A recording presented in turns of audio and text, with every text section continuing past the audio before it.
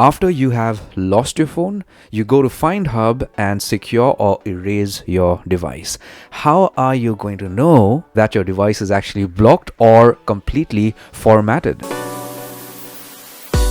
You did the correct thing by going ahead and blocking your phone or trying to erase it. Now, I've got few emails asking me this question.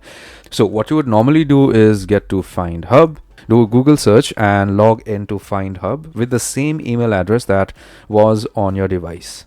So after you do that, you click on devices and then say supposing this is the phone you're trying to track. Once you select that, you're going to get the last location on maps to the right out here. Say if you want to view this in satellite mode, you could do that and get to the screen. Now, if you select mark as lost, you're going to get an option to lock your device with a pin or pattern. Okay, you click on continue. If your device is online, this is going to be in effect immediately. And how are you going to know that your phone is actually locked? Is that you're going to get a notification out here telling you that the phone is blocked. So the phone screen may just go black, or whatever custom message you would want to put, maybe your name, your number, or please return my phone, whatever it is, that is going to show up on the phone screen. You're going to see a notification out here once it is blocked. The second thing is factory reset device.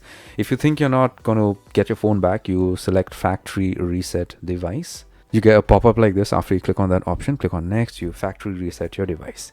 If your phone is online, this is going to take place immediately. And how are you going to know that this has actually worked? Is that you're not going to see the phone anymore out here on devices, okay, or in the my devices list. You're not going to see that anymore.